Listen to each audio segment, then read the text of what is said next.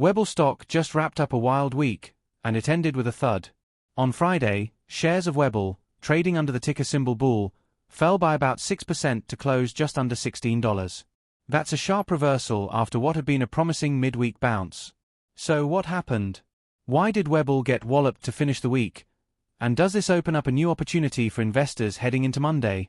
Let's unpack the whole picture and see whether Friday's pullback is just noise, or the start of something bigger. Now, first off, let's be clear. This wasn't some kind of catastrophic collapse. We're not talking about bad earnings or a regulatory bombshell. This move was largely technical in nature. After climbing more than 35% in July and staging a mini rebound on Wednesday, Webull was simply due for a breather. And that's what Friday was. A technical reset. A cooling-off period. Volume wasn't out of control. There were no panic headlines. And perhaps most importantly, there was no change to the company's long-term story. So what is that story? Webull has quietly, and now not so quietly, become one of the most interesting players in the fintech space. This is a company that has built a global user base of over 24 million people. It manages over $12 billion in assets. And it just posted its first profitable quarter, pulling in $12.9 million in net income. That's a huge deal.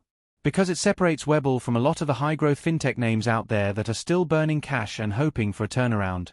Webull has already turned that corner.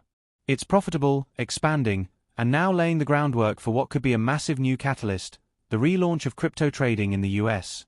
That's right. Webull Pay, the newly integrated payments and crypto arm, is expected to bring crypto back into the Webull app for US users.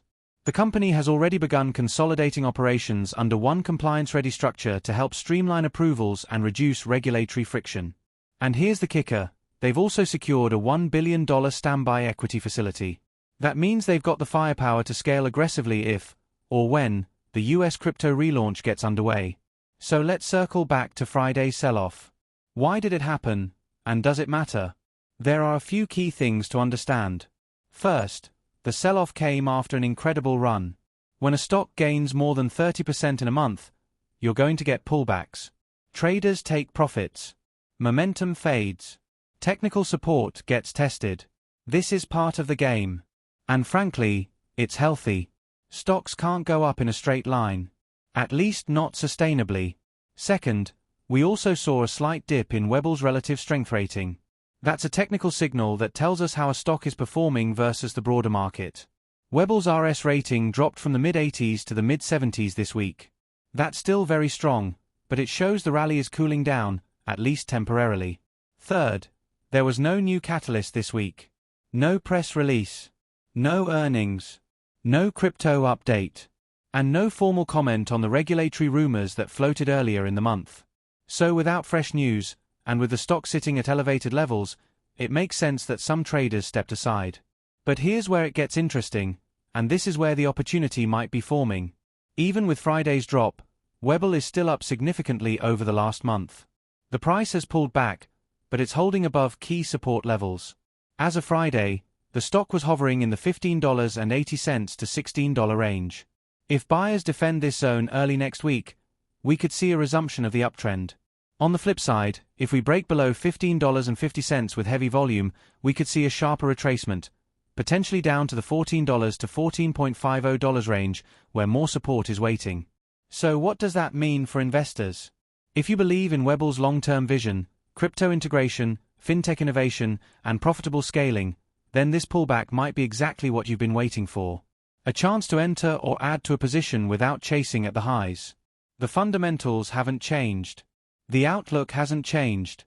If anything, this pause gives Webull a chance to base and prepare for its next move, especially if we get a catalyst in the coming days or weeks. Here are 3 things to watch heading into Monday and the rest of the week. First, watch for company communication. Any update about crypto integration, US market strategy, or a public statement addressing the rumors of increased regulatory attention could reignite investor interest. Clarity builds confidence. Second, keep your eyes on technical levels. Holding above $15.50 would be a win for the bulls. Reclaiming $17 would be even better. But if we drift lower, watch volume closely. Is it panic selling, or just low volume drift? That'll tell you how real the move is. Third, monitor sentiment across the fintech and crypto sectors. If names like Coinbase, Robinhood, or Marathon Digital catch a bid, Webull could follow. It tends to trade in sympathy with the broader fintech space, especially when crypto is in the spotlight. And just to be clear, Webull isn't a meme stock. It's not pumping on Reddit hype. This is a company with real revenue, real profits, and a clear vision for the future. That doesn't mean the road will be smooth. But it does mean there's a credible case for upside, even after Friday's decline. So where does that leave us? Webull stock took a hit on Friday. It gave back some gains. But in doing so, it may have just reset the board for a more sustainable run ahead. The market needed to breathe. Traders needed to lock in profits. And now we wait to see if the bulls come back in. If they do, and if the company delivers on its crypto promises, then Webull could very well be setting the stage for a much bigger breakout. That's it for this weekend update on Webull stock. Let us know in the comments if you're buying this dip, holding strong, or waiting for confirmation.